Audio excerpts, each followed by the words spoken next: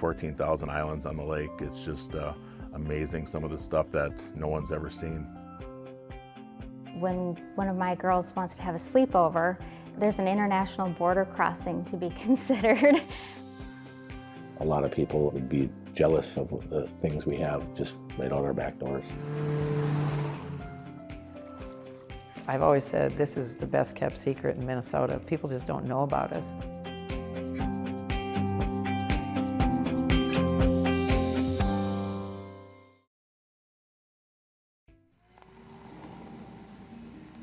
The Angle's a unique place. There's approximately 110 to 120 permanent residents up at the Northwest Angle. It's got the only one-room active schoolhouse in the state of Minnesota. It's got Fort St. Charles, it's got Massacre Island. All the different things you can do in addition to fishing, exploring the gold mines, the waterfalls, and then again, the wildlife. It's just an awesome place. The Northwest Angle is that little unspoken gem we have up here in northern Minnesota. And to get there is unique because you have to go through Canada. So when you're leaving Warroad, you come up to the border here where we're at and you check in with Canada Customs. You drive through Canada and all of a sudden, as a tourist, your pavement ends and you are now on a gravel dirt road to get to the Northwest Angle. A little bit farther on the line, you cross the actual international border with Canada and the US, and we have remote check-in facilities located there. The first one is Jim's Corner.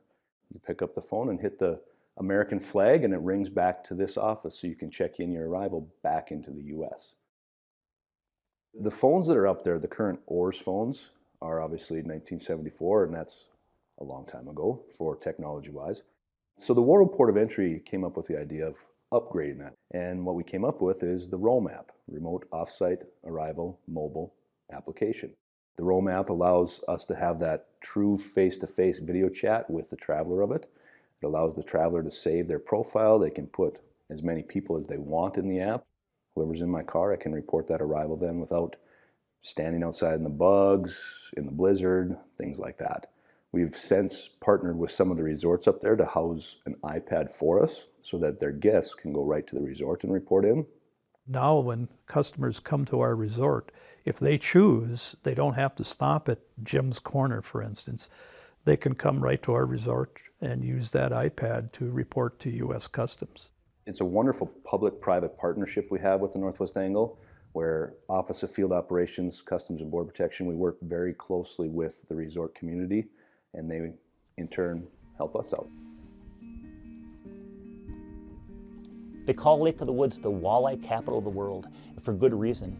They estimate that Lake of the Woods has over 10 million walleyes and saugers. We have big walleyes, and I'll tell you what, we got them throughout the lake. Because of all the islands, we have so much good structure for fish, not just walleyes, but multi-species. Pike, bass, jumbo perch, muskies. The whole Lake of the Woods has over 65,000 miles of shoreline. You couldn't fish it all in a lifetime. When I was in the Senate, I was chairman of the Game and Fish Committee. One of the things that had been tried for 40, 50 years was to take the nets off the Lake of the Woods. And there was a group of fishermen up there that were pushing this, that thought at the time you could only catch little tiny walleyes, and the fishing just wasn't good. And they blamed it on the commercial netting. The commercial netters didn't agree. So I put this in the bill, and I put in a provision to buy them out. It was without a doubt the best thing that ever happened, because that lake just boomed. And the fishery now is the premier walleye fishery in the world. There's why you come to Lake of the Woods. Wow, that's incredible. Look at that. That nice fish? Here's a Lake of the Woods walleye for you. You can either fish in Minnesota waters or you can fish in Ontario waters. If you're not going to be touching land, you can just go boat into Canada without even calling in, and then you can boat back. Now, if you're going to do a shore lunch or something, you just call the 888 CAN PASS number in the morning. Just give them your boat number and what you're going to be doing and where you're going to be going, and they'll give you a number to write down for the day.